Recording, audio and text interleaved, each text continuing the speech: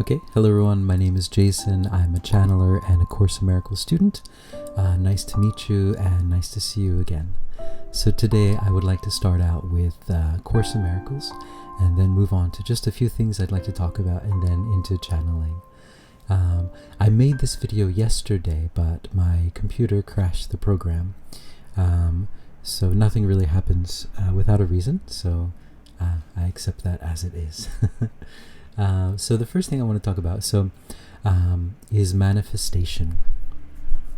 The Secret came out a few years ago, maybe more than a few years now, and when it came out, it released that idea of manifestation to the whole human consciousness all around the world. People were reading it and taking that in. Up until that point, I think a lot of that information was known, but it wasn't as widespread, and that really kind of made it mainstream.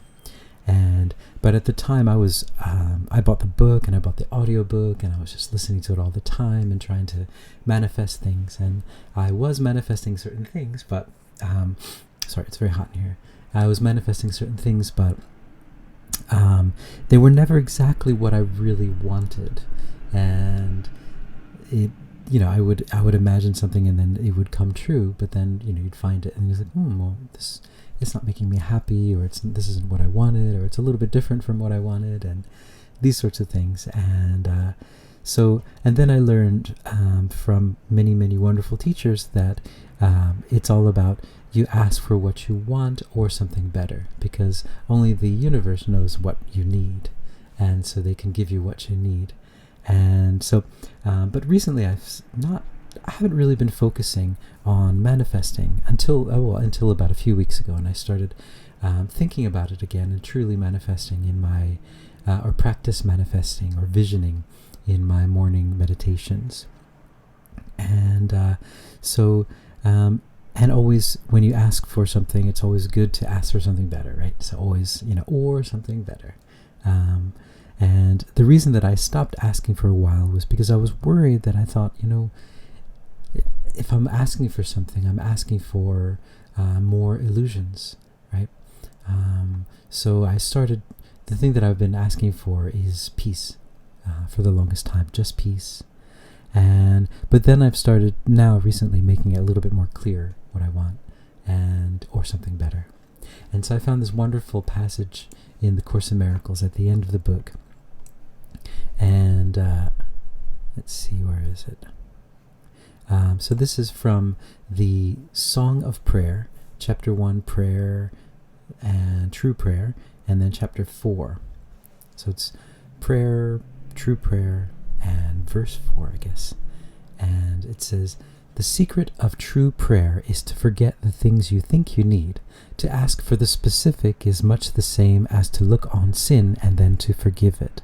Also, in the same way, in prayer you overlook your specific needs as you see them and let them go into God's hands. There they become your gifts to Him, for they tell Him that you have no gods before Him, no love but His. What could His answer be but your remembrance of Him? Can this be traded for a bit of trifling advice about a problem of an instant's duration? God answers only for eternity, but still all answers are contained in this. Prayer is a stepping aside, a letting go, a quiet time of listening and loving. It should not be confused with supplication of any kind, because it is a way of remembering your holiness. Why should holiness retreat, being fully entitled to everything love has to offer? And it is to love you go in prayer. Prayer is an offering, a giving up of yourself to be at one with love. There is nothing to ask because there is nothing left to want. That nothingness becomes the altar to God. It disappears in Him." Okay, so there about prayer. And then there's another. So recently on the train, I was coming home on the train, and I have the ability to sense emotions in a room. I can sense them as a physical sensation on my head, in different parts of my head. I've channeled about this, that like the lower the place they are, the lower the kind of dimension So if there's like lust or anger or fear, I usually experience it down here. And then like the higher up it goes, the higher the dimension is. I guess closer to your crown, and then things come directly from above. This is our receptor, our antenna. And so a lot of times on the train, sometimes depending on the time, but on the train home, on this crowded train, and everyone's all over the place, and there's so many people, and so many people are not happy, and they don't want to be there, and they don't want to be on the crowded train, and they don't want to be going where they're going, to the job that they're doing, and they're not happy with their situation, and it gets projected out, and so it's just like this cloud of yellow stuff. But so this past, and usually when if I experience something on the back of my head, I'll usually kind of turn around and look at the person who's giving me this negative energy, and kind of like, what are you doing to me?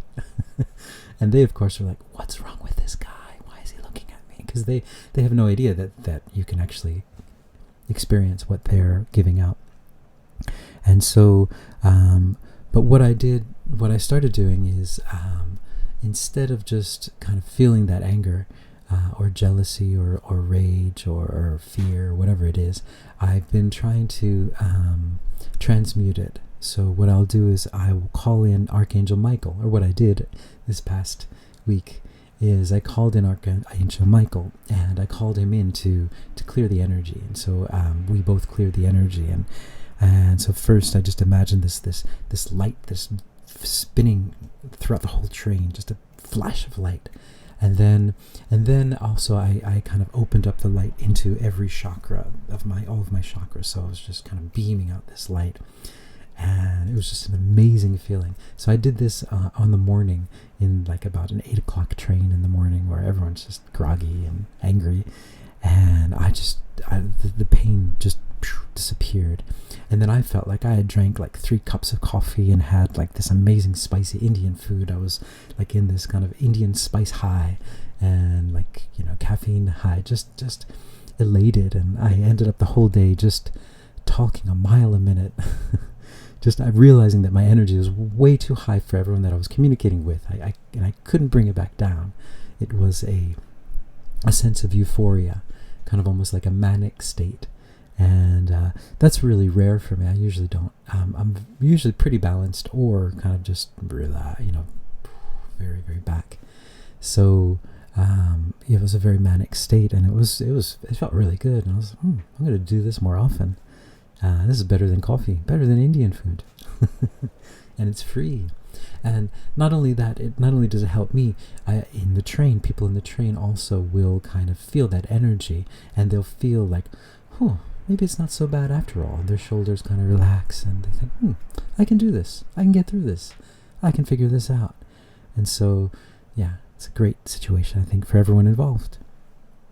And then another thing is, I'm on lesson 155 in the Course in Miracles, and it's, I will step back and let him lead the way. And I thought this was very fitting for these times that we're in.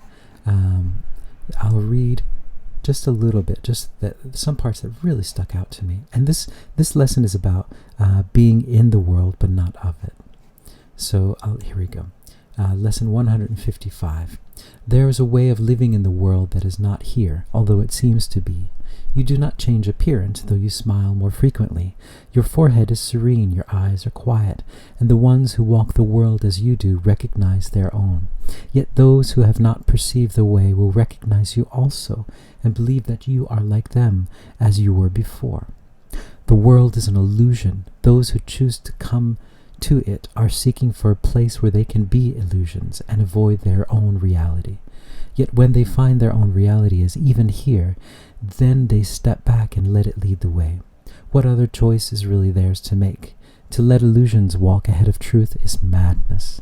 But to let illusion sink behind the truth and let the truth stand forth as what it is merely sanity. This is the simple choice we make today. The mad illusion will remain a while in evidence for those to look upon who chose to come, and have not yet rejoiced to find that they were mistaken in their choice. They cannot learn directly from the truth because they have denied it so. And so they need a teacher who perceives their madness, but who still can look beyond illusion to the simple truth in them. Okay, and then I'll jump down to number 5. Number 4. Okay, so this here it is. If truth demanded that they give up the world, it would appear to them as if it asked the sacrifice of something that is real. Many have chosen to renounce the world while still believing its reality, and they have suffered from a sense of loss, and have not been released accordingly. Others have chosen nothing but the world, and they have suffered from a sense of loss still deeper, which they did not understand. Between these paths there is another road that leads away from loss of every kind, for sacrifice and deprivation both are quickly left behind. This is the way appointed for you now. You walk this path as others walk, nor do you seem to be distinct from them, although you are indeed. Thus can you serve them while you serve yourself, and set their footsteps on the way that God has opened up to you and them through you. Okay, and so the reason I really love that lesson is, one, it reminds me of a few years back when I first started doing the Course in Miracles. At one of the places I was working, there's this guy that would come in, and he just had this light about him. And like everyone else seemed to be in their problems, and they had, you could see all of these different problems revolving around him, but he would just come in and he was just light, just free. And I kind of noticed when I saw him, I thought, he's on to something. He's got some sort of religious practice or some spiritual practice. And then at the next time I saw him, I was walking somewhere, and I saw him kind of in this kind of there's a little bit of wooded area, and he was there doing this like spinning meditation. And I asked him what he was doing, and he said that it was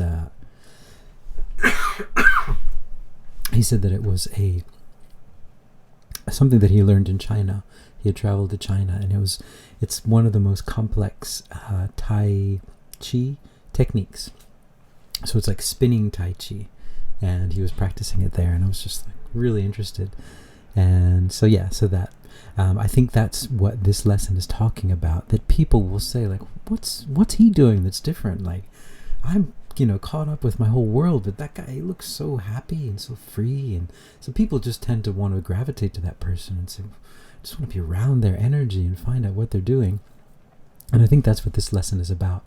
And that's how we work together as humans. That's how we teach, by being love. And then another thing that it reminds me of is it says, many have chosen to renounce the world while still believing in its reality. And this part reminds me a little bit of Buddha, right? When Buddha went through many different techniques. And in his lifetime, in order to find the perfect way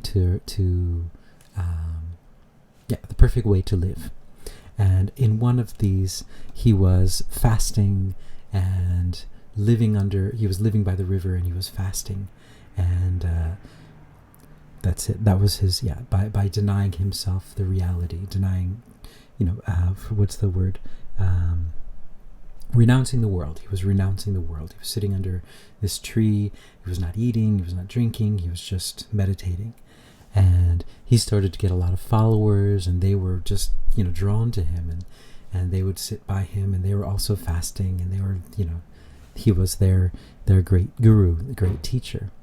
And then, so the story goes that there was this princess. Her name was Sujata, and Princess Sujata was about to get married. And at that time, before you get married, it's really good luck to give a donation to something or to someone. And so they were trying to figure out, where should we give this donation? And they said, hey, what about that guy down by the river that's glowing? So at this time, I guess Buddha was glowing because of whatever it was he was doing.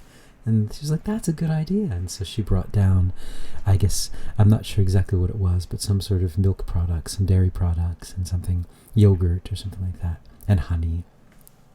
And she brought it down to him, and he accepted it. And he started, drinking the milk and eating the yogurt. And his followers were like, what's he doing? What's he doing? That's against our religion. That's not what we're supposed to be doing. We're supposed to be fasting. And they were really upset with him. And, we followed you for all these years, and now you're doing this. You're going against everything. And he's like, you know what? Buddha's like, you know what? I've done that. I've been there. I've done that. I've done the renouncing the world, and I want to try something else. And all of his followers, of course, were just like, they just left, and they were just completely disillusioned and angry. And anyway, that just reminded me of that. I thought that's such a cool story. I think that's how we have to be too in our lives, not to get too stuck in any certain thing, and if it's not working anymore, just, you know what? I don't need to do that anymore. Anyway, love that story. So yes, step back and let him lead the way. And what else? And then I'm just going to go into the channeling, but before I do, one thing that I was trying to get across in the other video that didn't get across, whatever. One thing that I was trying to say was that things seem to be in limbo right now. Everything seems to be kind of slowed down and just in limbo. Time seems to be moving really fast, but the big events seem to be in limbo. Like, it's just, we don't really know where we are. And so what they brought back, what Esmeralda, I think, had said a long time ago, is she said, enjoy these last vestiges of the third dimension. And that she had said in the channeling that you will look back on these times and think, wow, I was a part of this thing. I was a part of this thing that is not just the ascension of the earth, but the ascension. This is not just affecting our earth, but affecting the whole universe. And we are like on the front line. We are the people that are involved in this. What a great thing. What a wonderful thing. So enjoy this time, even though it's a kind of vague time. We don't really know what's going on, but enjoy it, because we're going to look back on it, and we are at this moment a part of history. So then I'm just going to go into channeling and see if they have anything to say. So here we go.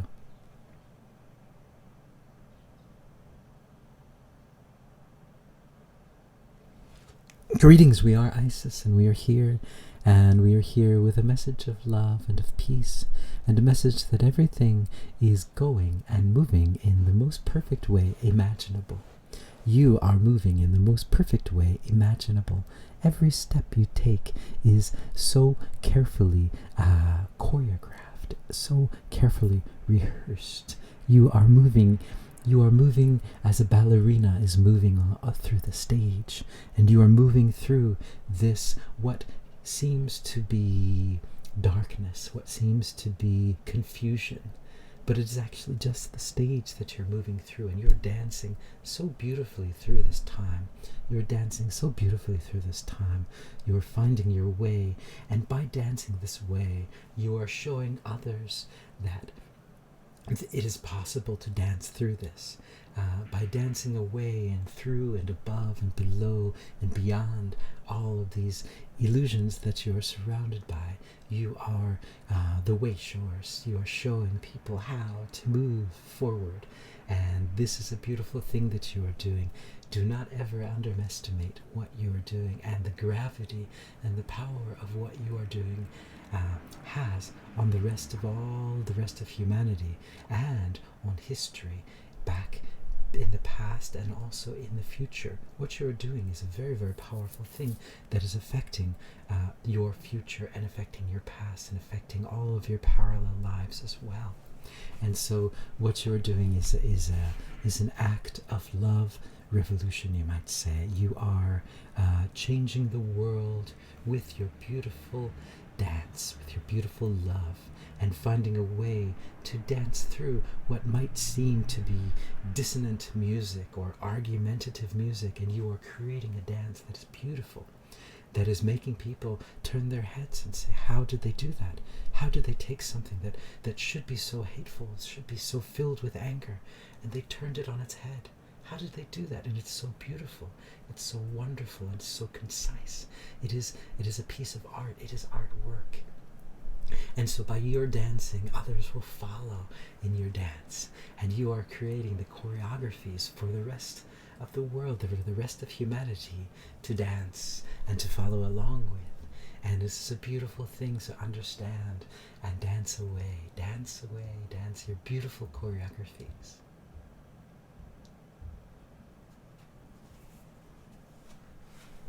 All right, so that's that.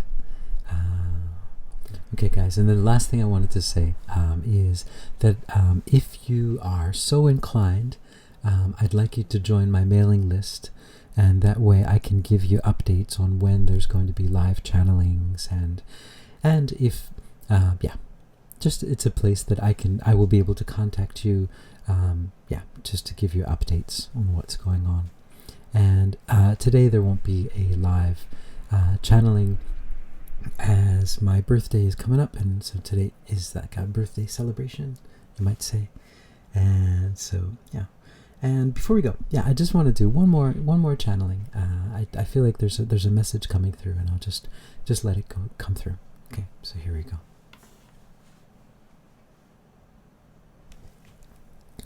Greetings, we are the three sisters of the Pleiades, and we are here to give you a message of love. We are not from this universe, we are from a different universe, and we come through the Pleiades, from the 7th dimension. That is where we take our form, you might say.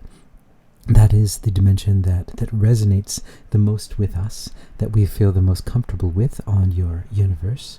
And then we come from that, the 7th dimension, and we come to this being, and we are also coming through a few other beings on your planet, a few of them human and a few of them not human.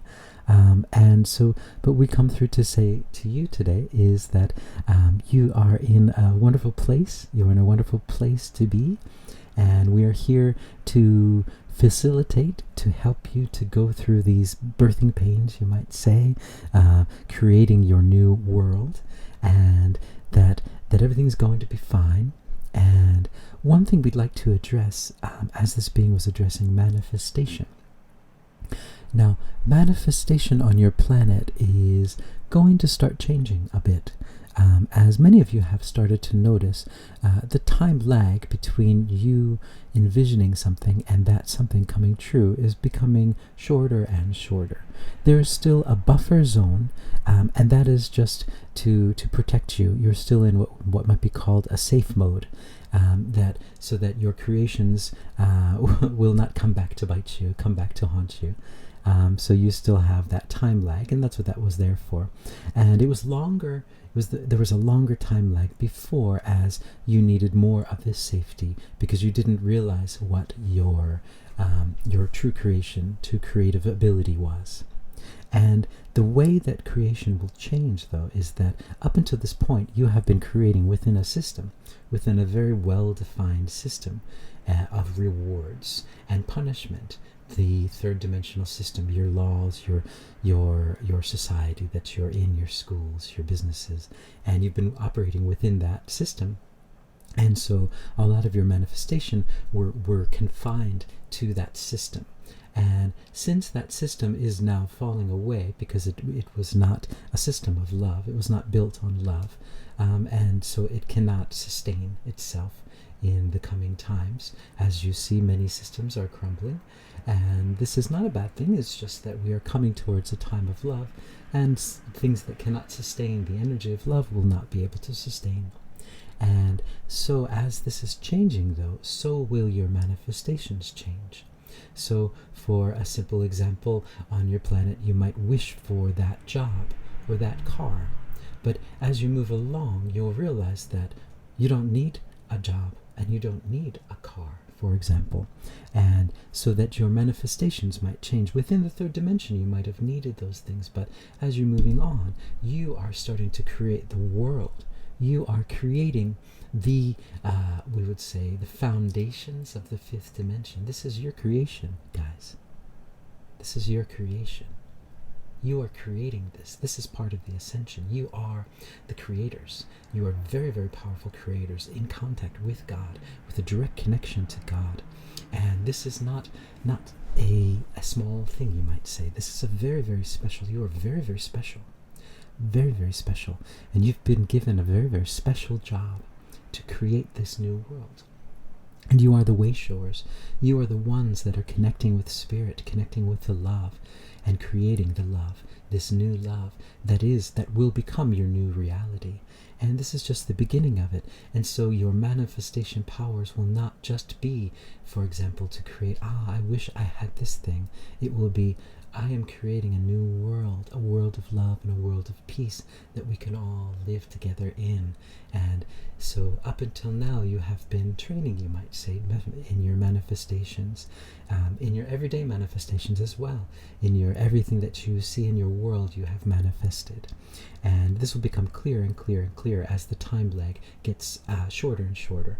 And you will realize, so once the frequency rises a little bit more, there will be less chance of you creating, for example, creating creations that would come back to bite you might say, because the frequency will be so high that those energies will not be able to be sustained. And so that the time lag will be shorter and shorter until it will be instantaneous. Whatever you think will appear. You will create whatever you need, and whatever you need will be given to you. And that is the situation now, and it always has been. But there are so many things that are placed in between you and that knowledge. For example, this whole third dimensional structure that you are living in. These laws, these businesses, these educational systems and everything are there to keep you confined. And this is not to say that it's a negative thing. This was a very, very important training for you as true creator beings, how to create through this in the densest of worlds. You have created through very, very dense times. And this is a very hard thing to do. This is not something taken lightly.